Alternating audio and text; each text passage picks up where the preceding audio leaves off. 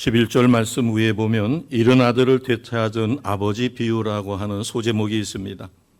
우리에게는 돌아온 탕자 비유라는 말로 더 익숙하지요. 이것을 통해서 하나님 아버지의 마음을 설명하신 예수님의 마음은 어떠하셨을까 우리가 묵상해 봅니다. 타락한 인류를 사랑하셔서 메시아이신 예수 그리스도를 이 땅에 보내신 하나님 아버지의 마음, 그것을 아셨기에 예수님은 이를 온전하게 실천하시기 위하여 최선을 다하셨습니다.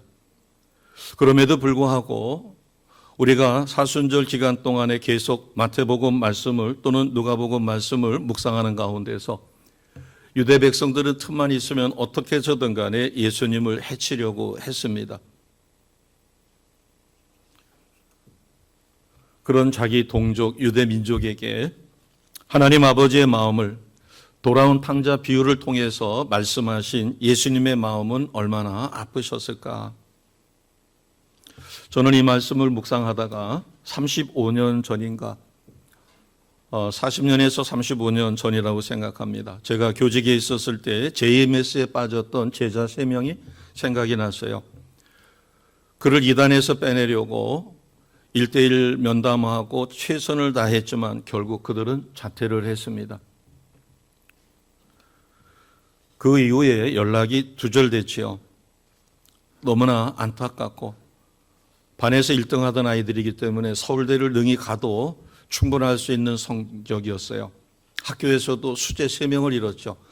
공교롭게도 각 반에서 가장 공부 잘하는 3명의 아이가 JMS에 빠진 것입니다. 지금 어떻게 살고 있을까? 지금도 나이가 꽤 됐을 텐데 우리가 아무리 애를 써도 육신의 눈으로는 하나님을 볼 수 없습니다. 그렇기 때문에 하나님은 가정생활을 통해서 그리고 육신의 부모를 통해서 하나님 아버지를 보고 깨달을 수 있도록 가정을 창조하셨어요. 그리고 가정생활을 통해서 하나님이 어떠신 분인가를 육신의 부모를 통해서 깨달을 수 있도록, 그리고 이런 아름다운 가정들이 모이면 교회가 이루어집니다. 그리고 교회 생활을 통해서 하나님이 무엇을 원하시며 그 하나님의 뜻을 이루어가기 위하여 우리가 무엇을 어떻게 해야 할 것인가 하는 것을 가르쳐 주시죠. 그렇기 때문에 자녀가 육신의 부모의 마음을 제대로 이해하고 그 깊은 속마음을 안다면 건강하게 성장할 것입니다. 부모가 자기 자신을 얼마나 사랑하는가, 그 사랑을 체험하고 누린다면 그 사랑 안에서 어떤 어려움도 극복하게 될 것이죠. 그러나 거꾸로 자녀가 부모를 오해합니다. 부모의 사랑을 전혀 느끼지 못한다면 불행한 청소년기를 보내겠죠. 더 심할 경우에는 비행 청소년이 돼서 인생을 망칠 수도 있습니다. 신앙생활도 똑같다고 생각해요. 하나님이 나를 얼마나 사랑하시는지를 내가 체험하지 못한다면 우리는 구원의 확신과 구원의 감격을 누리기 어렵죠. 그렇게 되면 하나님의 사랑, 십자가 핏빛 사랑을 제대로 이해하지 못하니까 하나님이 나를 얼마나 사랑하시는가 하는 것을 누리지 못합니다. 하나님의 참사랑을 누리지 못하니까 영혼 구원이라든가 이웃사랑, 머리로는 이해가 되지만 마음으로 와닿지 않고 머리로만 이해가 되다 보니까 실천하기가 어렵습니다. 우리가 하나님께 특별히 감사하는 것은 사순절을 맞아 하나님이 주신 은혜 가운데 예배 생활이 회복되고 있습니다. 아멘. 기도 생활이 회복되고 있고 우리는 그 어느 때보다도 경건한 생활을 하고 있습니다. 참으로 감사하지요. 우리가 하나님 아버지의 마음을 온전히 이해한다면 남은 기간 동안에 더더욱 풍성한 사순절 절기에 담긴 은혜를 누리게 될 것이에요. 또 다른 말로 이야기하면 우리는 예수님으로 인하여, 하나님으로 인하여 나를 구원하시고 십자가에 죽으시고 다시 부활하여 그 부활의 능력을 내게 주어 승리의 삶을 살게 하신 하나님의 그 사랑으로 인하여 우리는 행복한 신앙생활을 감사함으로 누리게 될 것입니다. 오늘 본문 말씀은 예수님께서 하나님의 마음을 유대인들에게 또 후세의 사람들에게 이해시키기 위하여 사용한 말씀입니다. 자, 11절을 보시면 여기에 어떤 사람이 나오는데 어떤 사람은 하나님을 비유한 것이죠. 어떤 사람에게 두 아들이 있었습니다. 그런데 오늘은 둘째에게 맞춰서 초점을 그곳에 두고 우리가 말씀을 함께 하겠습니다. 이 둘째 아들이 12절에 보면 아버지가 살아계심에도 불구하고 자기에게 돌아올 재산을 상속해달라고 이야기합니다. 신명기 21장 17절에 보면 반드시 그 미움을 받은 자의 아들을 장자로 인정하여 자기 소유에서 그에게는 두 몫을 줄 것이니 그는 자기의 기력의 시작이라 장자의 권리가 그에게 있음이라. 그래서 당시에 장자는 3분의 2 그리고 차자는 3분의 1을 상속받을 수 있는 것이 신명기 21장 17절 말씀이에요. 당시 팔레스타인 관습에 의하면 아버지가 살아계신데 상속을 해달라고 하는 것은 부모에게 큰 불효입니다. 우리가 여기서 생각해 봅니다. 왜 아버지가 살아계심에도 불구하고 재산을 나누어 달라 했을까? 그것은 부모의 속박으로부터 벗어나고 싶다는 거죠. 아버지의 훈계도 명령도 간섭도 듣지 않았으면 좋겠다라고 생각했던 것 같습니다. 더 나아가서는 아버지가 어떤 분인지를 잘 모른 것이에요. 아버지랑 같이 있는 그 시간이 얼마나 소중한 시간인가 하는 것을 미처 깨닫지 못한 것입니다. 그러다 보니까 아버지의 재산만 가지면 상속만 받으면 그것 가지고 자기는 마음껏 행복한 삶을 살 수 있을 것이라고 바꿔 이야기하면 아버지보다도 그 아버지의 재산이 더 소중하게 여겨졌던 거죠. 자, 13절을 보겠습니다. 13절을 보시면 그 후 며칠이 안 되어 둘째 아들이 재산을 다 모아가지고 먼 나라로 갑니다. 며칠 되지 않아 상속을 받은 다음에 부랴부랴 서둘러서 팔았다라고 봐야 되겠죠. 아버지 곁을 떠나는 것이에요. 우리는 단지 예수님의 비유 속에 이스라엘 백성은 틈만 나면 하나님 곁을 떠납니다. 애굽에서 노예 생활하던 이스라엘 백성을 해방시켜 주었지만 그들은 틈만 나면 하나님 말씀을 거역하고 이방신을 따르기도 하고 그러다가 하나님의 진노로 인하여 다시 또 회복되기도 하고 여기서 아버지 곁을 떠난다라고 하는 것은 신앙적인 측면에서는 하나님께 마음을 두지 않는 거죠. 하나님을 떠나는 것, 이것이 죄죠. 많은 사람들은 자유로운 삶을 살아가고 싶어 합니다. 저는 이 말씀을 묵상하면서 생각이 난 게 있었어요. 초등학교, 중학교, 고등학교에는 좋은 선생님이 있었습니다. 그래서 담임 선생님이 아침, 저녁으로 조회가 있었고 종례가 있었어요. 아마 나이 드신 분들은 다 마찬가지고 지금도 그러리라고 생각합니다. 그러다 보니까 고등학교 때는 이제 내가 대학에 들어가면 담임 선생님 잔소리 듣지 않겠다. 진짜 자유를 누리겠다라고 해서 꿈에 부풀었어요. 그런데 대학 들어가서 얼마 지나지 않아서 굉장히 불편하다는 걸 느꼈어요. 무한대의 자유가 주어집니다.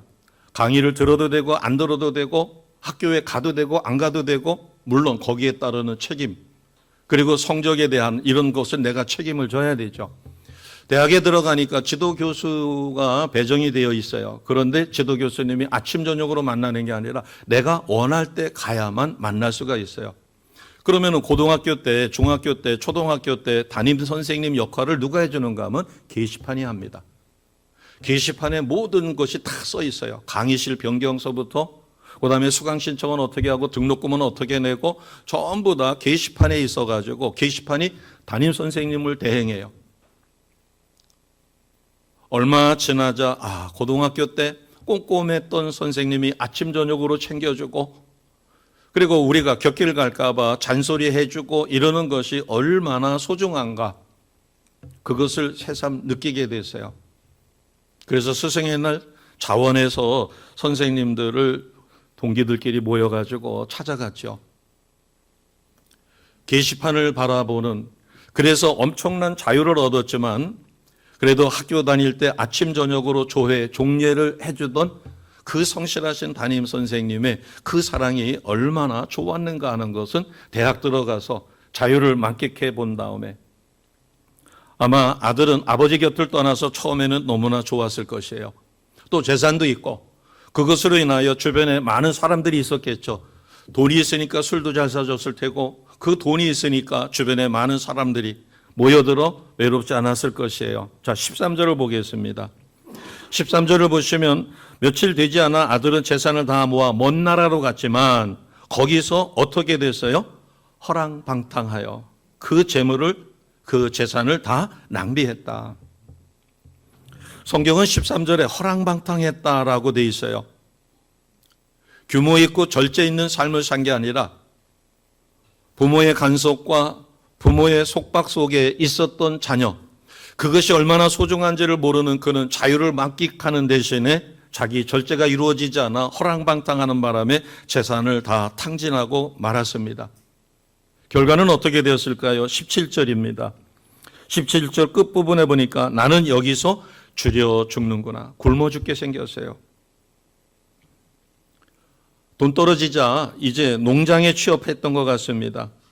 15절에 보면 그 나라 백성 중 한 사람에게 붙어 살았다. 그래서 돼지를 치는 거예요. 당시에 돼지 치는 것은 가장 천한 직업 중에 하나였습니다. 그런데 돼지가 먹는 쥐염 열매 아주 척박한 거라고 합니다. 먹을 게 없어서 그것을 먹고자 해도 그 열매조차도 없는 거예요. 그래서 결과적으로는 굶어 죽게 생겼어요. 그때 아마 둘째 아들은 깨달았을 것입니다.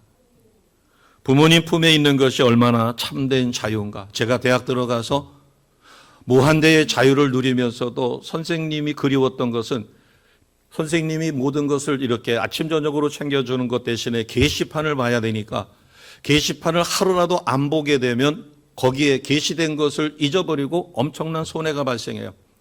강의실이 변경되었는데 그 변경된 강의실을 미처 몰라가지고 변경 전에 강의실로 갔다가 아무도 없어서 허둥지둥대고 다시 게시판으로 쫓아와가지고 보니까 강의실이 바뀌었어요.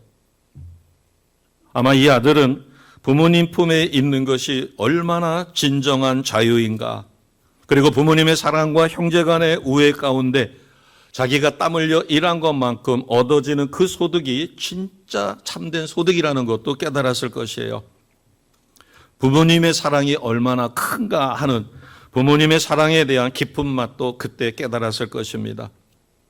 그래서 부모님의 따뜻한 품이 그리워 이제 내가 아버지의 아들로서가 아니라 아버지 집에 많은 하인이 있으니까 여기서 돼지치는 하인 노릇하느니 먹을 것이 풍부한 아버지 집에 가서 하인 노릇을 해야 되겠다. 우리가 둘째 아들 입장에 대해서 한번 생각해 봅니다. 아버지 집으로 돌아오기까지 얼마나 많은 망설임과 갈등이 있었을까. 오늘 17절에 보면 스스로 돌이켜 이르되 이 말은 회개했다는 거죠. 자신의 삶을 돌아보며 내가 부모님과 함께 있었을 때 얼마나 좋았던가. 잠시 잠깐 그 많은 재산을 가지고 흥청망청 쓸 때는 너무 좋았지만 이제 굶어 죽게 된 지금 이 상황에서 고통 가운데 부모의 품이 얼마나 그리운지, 그래서 뉘우치는 거예요. 그리고 아버지 집으로 돌아가게 됩니다. 자, 20절을 보게 되면 이에 일어나서 아버지께로 돌아가니라. 예수님은 이 예화, 이 비유를 통해서 뉘우치고 돌아서는 것이 참된 회개다라고 하는 것을 가르쳐 주지요. 이스라엘 백성은 발등에 불 떨어지고 따급할 때만 하나님 앞에 부르짖었어요. 그래도 하나님은 그들을 용서해 주시고 그들을 다시 회복시켰어요. 여기에 둘째 아들은 이제 먹을 게 없어서 굶어 죽게 생겼어요. 그러자 그 고통 가운데 아버지 품으로 다시 돌아가기로 작정을 하고 뉘우칩니다. 그러나 여기서 뉘우침으로 후회하고 이것만으로 끝나는 게 아니라 돌아선 것이에요. 그래서 20절에 보면 이에 일어나서 아버지께로 돌아가니라. 우리가 참된 하나님의 사랑을 깨닫고 하나님 품으로 돌아서기만 하면 오늘 둘째 아들이 아버지로부터 인정받는 것처럼 그와 같은 삶을 살 수 있음을 예수님은 이 비유를 통해서 가르쳐 주신 것이에요. 저는 전에 JMS에 소속돼서 이단에 빠져가지고 그 영혼이 너무 불쌍하여 그 아이들에게 참으로 많은 공을 정성을 쏟고 그들을 구원시키려고 참으로 노력을 많이 했습니다. 아마 3개월에서 6개월 가까이 걸린 것 같아요. 따로따로 떼어놓고 이 대화를 하면 대화가 통하고 뉘우치고 돌았습니다. 그런데 셋이 뭉치면, 그리고 밤 시간은 통제가 어려우니까 아마 그들이 다시 집회 가는 것 같아요. 갔다 오고 나면 또 바뀌었습니다. 너무 안타깝죠. 예수님은 참된 회개가 무엇인가? 고통을 통해서 자신을 뉘우치는 거예요. 그러나 그것만이 아니라 다시 아버지 집으로 돌아오는 것. 그래서 회개는 내가 잘못한 것을 고백하고 잘못했습니다라고 거기서 끝나는 게 아니라 원래의 모습으로 돌아서는 것입니다. 그래서 우리는 유턴, 잘못된 길을 갔으면 다시 그 길을 돌아 바른 길로 가는 것을 회개다라고 가르쳐 주죠. 자, 아버지는 그때 어떻게 하고 계셨을까? 12절을 보겠습니다.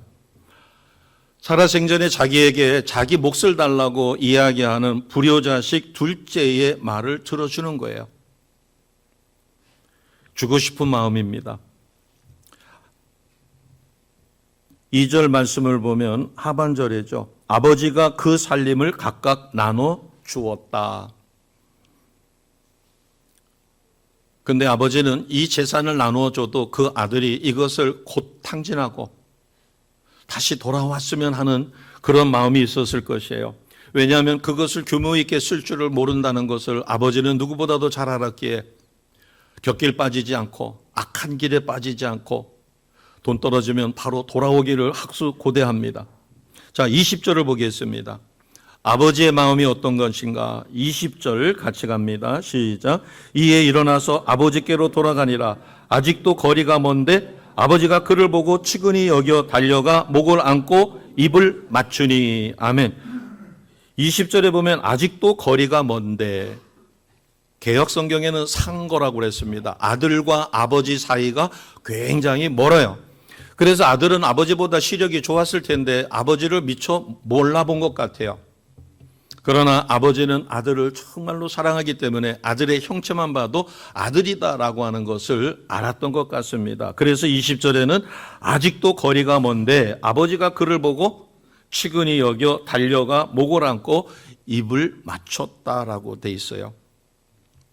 얼마나 보고 싶으셨으면 거리가 먼데도 그 아들의 희미한 형체만 보고도 둘째인 것을 아는 아버지의 사랑입니다. 그리고 기다리신 거죠. 그리고 20절에 보면 측은히 여겼다라고 돼 있어요. 측은히 여긴 것은 관용하는 거죠. 그 아들의 모든 허물을 덮어주는 것입니다. 하나님은 우리가 예수님을 믿고 하나님 자녀답게 살다가 신앙이 침체돼서 때로는 형편무인지경으로 전락해요.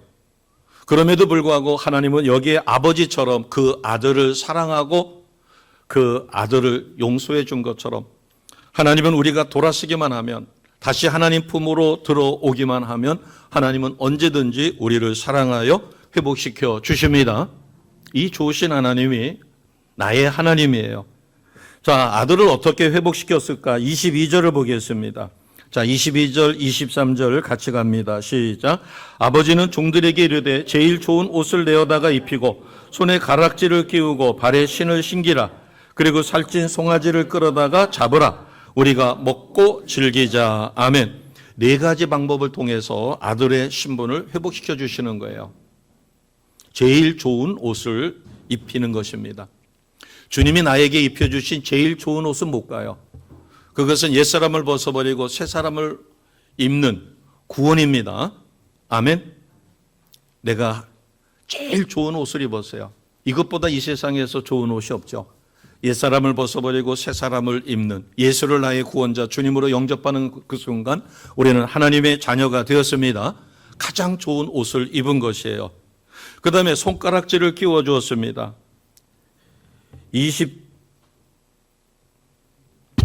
22절에 손에 가락지를 끼웠다. 우리가 로마 시대의 그 영화를 보게 되면 로마는 독특한 법을 가졌어요. 우리로 이야기하면 다문화 이런 것처럼 전 세계의 모든 나라들을 다스리다 보니까 양자 제도가 자기가 낳은 자녀와 양자와 똑같이 대접을 하는 거예요.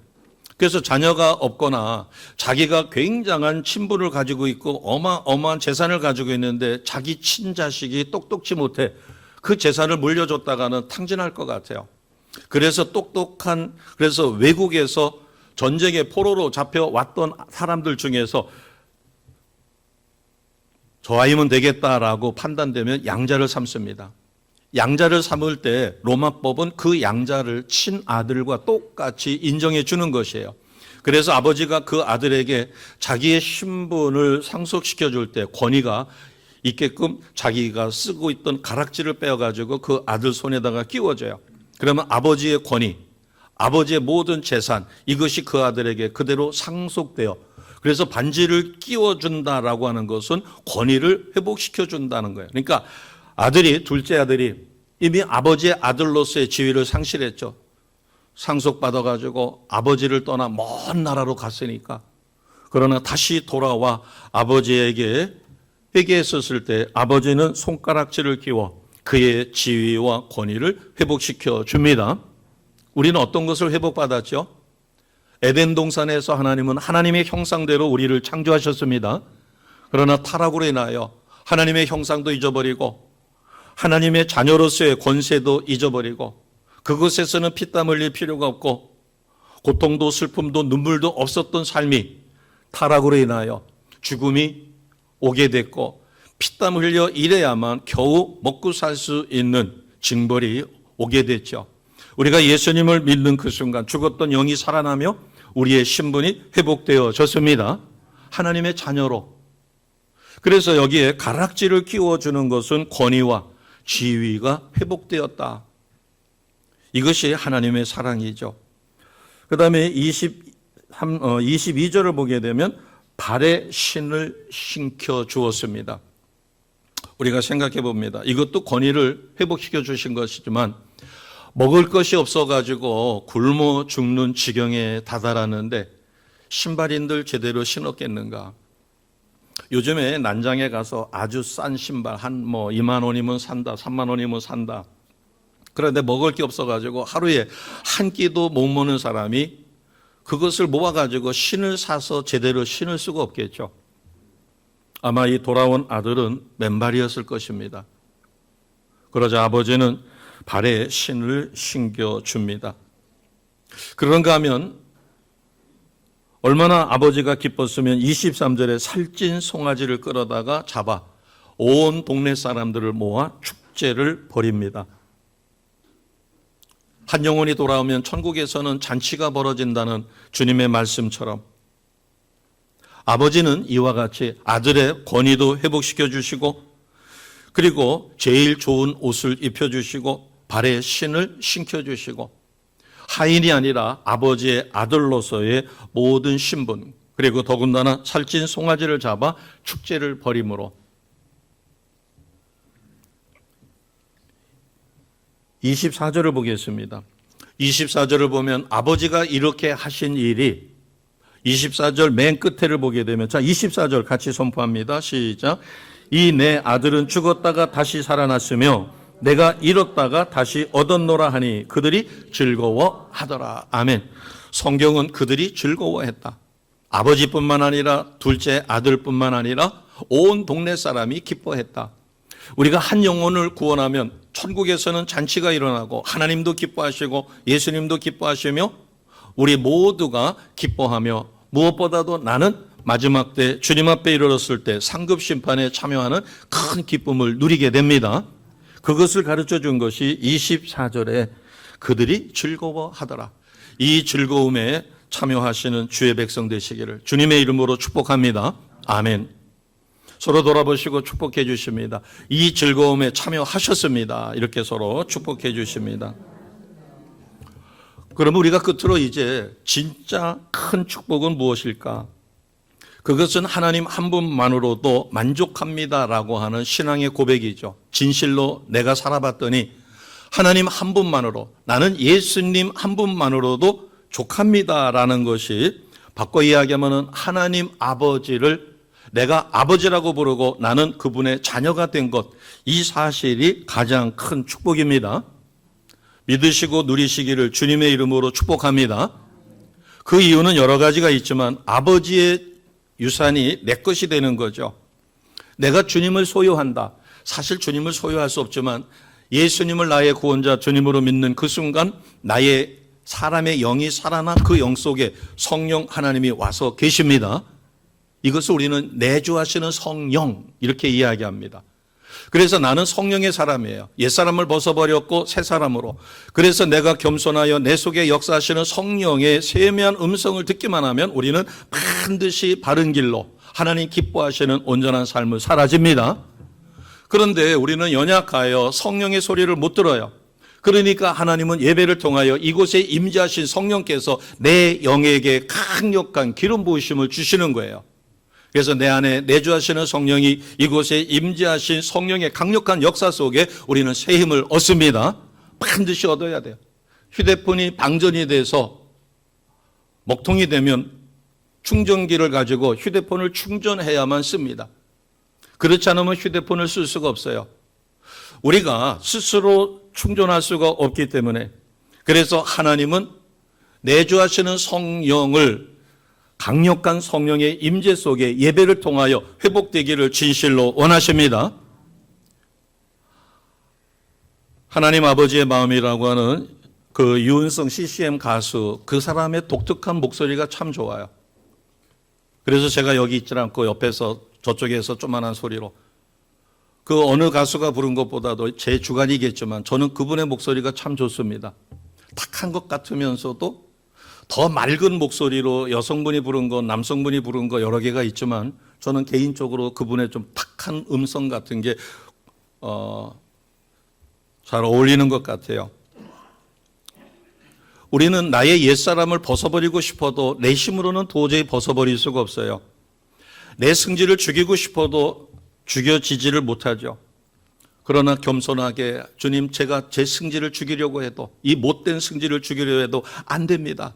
저는 구원받은 사실은 분명히 믿는데 톡하면 욱하고 치밀어 오르고 그러다 보니까 거친 말을 하게 되고 자녀들에게도 상처를 주고 아내에게도 남편에게도 상처를 줍니다.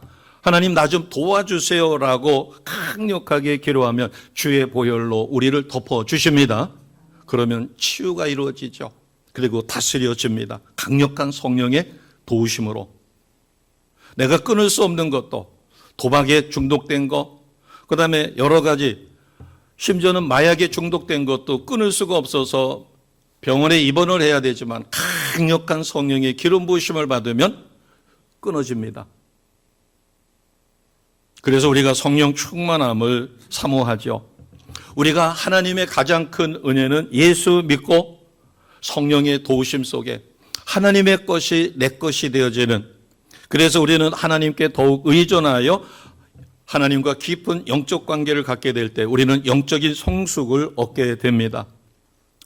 파스칼이 그렇게 이야기하죠. 우리 마음속에 하나님은 한 가지를 더 창조하셨다는 거예요. 텅 빈 마음을. 이 세상의 재물로도 권력으로도 명예로도 채워지지를 못해요. 그러나 하나님을 믿고 예수님을 믿는 그 순간 그 허허로움, 텅 빈 마음은 채워집니다. 그럴 때 나는 이 세상의 모든 것을 다 잃어버려도 그 사실 하나만으로도 너무나 감사해요. 제가 수많은 어려움 속에 버틸 수 있었던 것이 무엇일까? 저는 초등학교 다닐 때부터 조숙해서 그런지는 몰라도 뭔가 뻥 뚫어진 게 있었어요. 초등학교 때는 강하게 느끼지를 못했는데 고등학교 때는 아주 강하게 느꼈고 대학 가서는 너무너무 심했어요. 그래서 저는 꿈이 커가지고 그런 줄 알았어요. 직장 생활할 때도 교직에 있었을 때도 뭔가 뻥 뚫어져가지고 그게 채워지질 않아요. 그래서 꿈이 커가지고 나는 고등학교 선생으로 만족할 수가 없는가 보다. 그래서 그 뻥 뚫어진 허허로움을 달래기 위해서 주간 대학원을 진학을 했고 뭐 등등 해서 대학 교수가 되기 위해서 애를 썼죠. 그런데 나중에 하나님이 저를 만나 주시고 저가 가지고 있었던 모든 것을 내려놓았을 때 하나님이 임재하시며 주신 은혜가 그 뻥 뚫어졌던 것이 채워진 거예요. 대전에서 신학교를 마치고 집으로 가야 되는데 너무 탈진해서 갈 수가 없어요. 그래서 공중전화에서 지금처럼 휴대폰이 있던 시대가 아니고 삐삐만 있었으니까 공중전화에서 식구에게 전화해서 돌아갈 힘이 없어서 내가 잠시 중보기도 하고 너무나 피곤하면은 노상에서 잠깐 눈 붙이고라도 갈 테니까 내가 무사히 돌아갈 수 있도록 기도해달라. 중보기도를 부탁하고 출발을 했는데 비가 억수처럼 쏟아지는 거예요. 앞이 안 보일 정도입니다. 피곤한 데다가 앞이 안 보이고 가장 빠르게 브러쉬를 움직여도 보기가 힘들어서 고속도로 변에다가 피할 수 있는 곳에다가 비상 깜빡이를 켜고서는 잠시 있는데 눈물이 그렇게 쏟아지는 거예요. 그리고 하나님 저를 이곳에 보내셨고 신학교를 보내셨으면 잠잘 수 있는 곳도 좀 준비를 해 주시고 등록금도 좀 준비를 해 주시고 그다음에 학교 수업도 좀 여유롭게 해 주셔야 되는데 그것을 제가 준비를 했는데 거꾸로 돼가지고 수업은 수업대로 어마어마하게 많아졌고 보충 수업까지 너무 힘든 거예요. 그리고 MDV 과정에 100학점이더라고요. 그 100학점을 3년에 다 맞춰야 되니까 너무 힘든 거예요. 그래서 하나님 이 길이 맞습니까? 라고 펑펑펑펑 울면서 하나님 앞에 정말로 간절히 기도하는데 그 고속도로에서 비는 억수로 쏟아지는데 주님이 찾아오신 거죠. 이것이 너의 길이다. 맞다. 근데 놀라운 사실은 그때까지 뻥 뚫어졌고 우리가 왜 명절날 밥을 잔뜩 먹어도 허기가 져가지고 막 걸근걸근해서 배는 불러서 더 이상 먹을 수가 없는데도 계속 뭐가 허기진 것처럼 그런 것이 순식간에 메워진 거예요. 그러더니만 온몸이 뜨거워지면서 힘이 생기는데 충주까지 어떻게 갔는지 모릅니다. 계속 방언으로 기도하며 너무너무 기뻐가지고 핸들을 잡았는데 핸들이 뽑혀질 지경이에요. 막 너무너무 기뻐가지고 아마 다른 사람이 봤으면 차가 막 들썩들썩 했을 것 같아요. 그 시간 이후로부터 허허로운 뻥 뚫어진 것 같은 것은 전혀 느끼지 못합니다. 저는 우리 성도님들이 하나님의 참사랑 십자가 핏빛 사랑으로 가슴에 뻥 뚫어진 그것이 채워져 그것만으로도 평생 행복하며 감사하며 주님 뜻대로 사라지는 주의 백성 되시기를 주님의 이름으로 축복합니다. 아멘. 서로 돌아보시고 뻥 뚫어진 게 채워졌습니다. 하나님의 은혜입니다. 서로 축복해 주십니다. 그 시간 이후로 하나님 이 길이 맞습니까? 라고 물어본 적은 지금까지 단 한 번도 없고 그 다음에 목회 사역에서 여러 번 위기가 있었어도 그리고 자존심이 너무너무 상해서 모든 것을 내려놓고 싶어도 그때 찾아오신 주님 이 길이 너의 길이 맞다라며 제가 어려서부터 가지고 있던 그것을 채워주신 주님 그 기쁨만 생각하면 다시 힘이 솟죠. 우리가 어떤 사역을 감당하더라도 모든 행함의 초점은 오늘 집 나간 아들이 돌아와 그 아들이 회복되는 것을 기뻐하는 하나님의 마음을 우리가 마음속에 담는 겁니다. 그래서 바꿔 이야기하면 모든 사역, 모든 예배의 초점은 하나님을 기쁘시게 하며 하나님께 영광 돌리는 것인데 그거는 죽어가는 영혼, 내 옆에 침체됐던 영혼들을 다시 일으키고 그 영혼을 회복시키는 것입니다. 내 아들이 좋은 곳에 취직해서 내 자녀가 좋은 곳에 취직해서 부귀와 영화를 누리고 있어도 그에게 예수가 없다면 그는 죽으면 지옥 갑니다. 그래서 우리의 모든 사역, 모든 예배의 초점은 바로 영혼 구원이죠. 그것을 우리에게 가르쳐 주는 것이 바로 예수님의 이 비유고 그래서 24절에 보면 내 아들은 죽었다가 다시 살아났으며 내가 잃었다가 다시 얻었다. 그래서 아버지만 기뻐한 게 아니라 둘째만 기뻐한 게 아니라 모든 사람이 기뻐했다는 거죠. 그들이 즐거워하더라. 이 즐거움을 우리에게 주시려고 하나님은 모든 것을 예비하셨습니다. 윤성 CCM 가수의 그 가사를 한번 다시 우리가 눈으로 살펴보겠습니다. 처음 가사가 이렇게 시작되죠. 아버지 당신의 마음이 있는 곳에 누구의 마음이 있기를 원해요? 나의 마음이 있기를 원해요. 대끼입니다. 아버지 당신의 마음이 있는 곳에 누구의 마음이 있기를 원해요? 나의 마음. 나의 마음이 아버지 마음과 같은 곳에 있기를 원합니다. 그 다음 두 번째 줄입니다. 같이 하겠습니다. 아버지 당신의 무엇이 고인 곳에? 아버지의 눈물이죠. 제가 아까 소도에 JMS에 빠진 제자 3명. 지금도 얼굴이 선합니다. 키도 커요. 잘생겼어요. 반에서 1등 하던 아이들입니다. 서울대는 그래서 학교에서도 그 아이들을 어떻게든 간에 살려보려고 저에게 맡겨가지고 최선을 다했지만 지금도 너무너무 아쉽죠. 당신의 눈물이 고인 곳에 나의 눈물이 고이길 원해요. 세 번째 줄입니다. 당신이 바라보는 누구에게? 주님이 바라보는 영혼. 나랑 같이 신앙생활하다가 침체돼서 지금은 형편무인지경으로 신앙생활을 안 하는 그에게 내 시선이 가기를 주님은 원하십니다. 그래서 바라보는 영혼에게 나의 두 눈이 향하길 원해요. 자, 네 번째 줄입니다. 같이 하겠습니다. 같이 선포합니다. 아버지, 당신이 울고 있는 어두운 땅에 나의 두 발이 향하길 원해요. 전화를 해도 안 받으면 어떻게 해야 되나요? 찾아가야죠. 찾아가면 푸대접 받을 것 뻔합니다. 왜 왔어요? 해가지고. 그러나 당신이 울고 있는 그 어두운 땅에 나의 두 발이 향하기를 원하는 아버지의 마음을 이해하면 우리의 두 발은 그곳으로 가게 됩니다. 자, 마지막 두 줄 남았습니다. 같이 하겠습니다. 나의 마음이 아버지의 마음을 알아. 내 모든 뜻, 아버지의 뜻이 될 수 있기를. 이것을 가장 완벽하게 실현하신 분은 예수님이셔요. 하나님의 뜻을 알았기에 자신을 희생하여 십자가에 죽으셨고 하나님 뜻을 온전히 이루셨어요. 그리고 부활하셨고 그 부활의 어마어마한 능력을 우리에게 주셨습니다. 아멘. 자, 마지막 제가 가장 좋아하는 규절이 맨 마지막 규절입니다. 같이 선포하겠습니다. 나의 온 몸이 아버지의 마음을 알아. 내 모든 삶 당신의 삶 되기를. 아멘. 온 몸으로 전 인격으로 아버지의 마음을 깨닫고 나니까 나의 모든 삶이 올인하게 돼요. 어디에? 하나님이 원하시는 일에, 영혼 구원하는 일에. 그래서 사순절 이제 지나고 나면 다음 주가 고난주간입니다.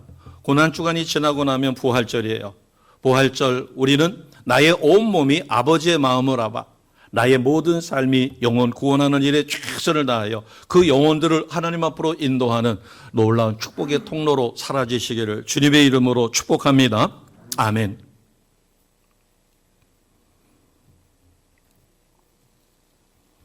오늘 이 말씀을 깊이 묵상하시며 곁길을 가고 있는 틈만 있으면 메시아로 온 자기를 죽이려고 온갖 모략을 꾸미고 있는 그 동족 유대인들을 바라보는 예수님. 그러면서 이 말씀을 통하여 비유로 가르쳐 주실 때 그 마음이 어떠했으며 성자 하나님을 이 땅에 보내어 십자가에 죽게 하셔야 했던 성부 하나님의 그 마음은 어떠했을까?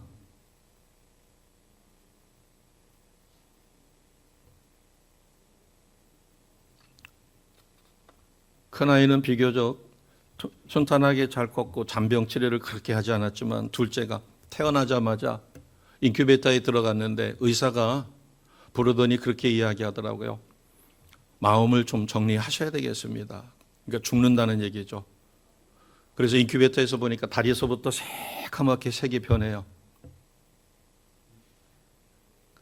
그 인큐베이터 속에 있는 그 아이 한 번도 안아보지도 못했고 식구는 더군다나 제왕절개 수술을 해서 아기를 제대로 보지도 못했는데 그래서 저도 모르게 그렇게 이야기했습니다. 아이가 어떻게 될지 모르니까 내가 아이를 더 싸늘하게 씻기 전에 한번 따뜻한 체온이라도 만져볼 수 있겠느냐 그랬더니 안 된다고 그러더라고요. 그래서 제 눈물을 보더니만 위생장갑을 가지고 오더라고요. 그 의사들이 쓰는 그 긴 장갑을 쓰더니만 인큐베이터 안에 그거를 통해 가지고 이렇게 만져보라고 그러더라고요. 그것을 만져볼 때 저도 모르게 그렇게 기도가 되더라고요. 하나님, 만약에 제 목숨과 바꿀 수 있다면 바꿔주세요. 그리고 이 아이를 살리는 것이 하나님의 뜻이라면 살려주시고 만약에 그것이 하나님의 뜻이 아니라면 이 고통을 저보다도 아내가 그리고 처가 식구들 모두가 저희 부모님 다 이것을 극복할 수 있도록 도와달라고 간절히 기도하게 되더라고요.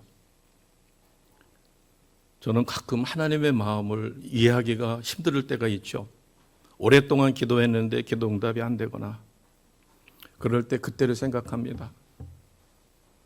그래, 죽어가는 아이를 살려달라고 하나님 앞에 간절히 기도하고 한 번도 만져보지도 못했으니까 마지막으로 체온이라도 느껴보려고 손을 내밀어 인큐베이터 안에 그 아이를 만지면서 부들부들 떨면서 하나님 앞에 기도했던 그 마음이 하나님의 마음이다. 하나님의 그 마음을 우리가 이 땅에서 이해를 한다면 우리는 어떠한 역경과 환난도 능히 극복할 수 있음을 확실히 믿습니다. 오늘 말씀을 통하여 하나님 아버지의 그 크신 마음, 그 사랑의 마음을 철저하게 이해하시고 우리가 후회 없이 살도록 성령으로 매 시간, 매 순간순간 역사하시는 성령의 인도하심 속에 승리하시는 우리 모두가 되시기를 주님의 이름으로 축복합니다. 아멘. 기도드리겠습니다.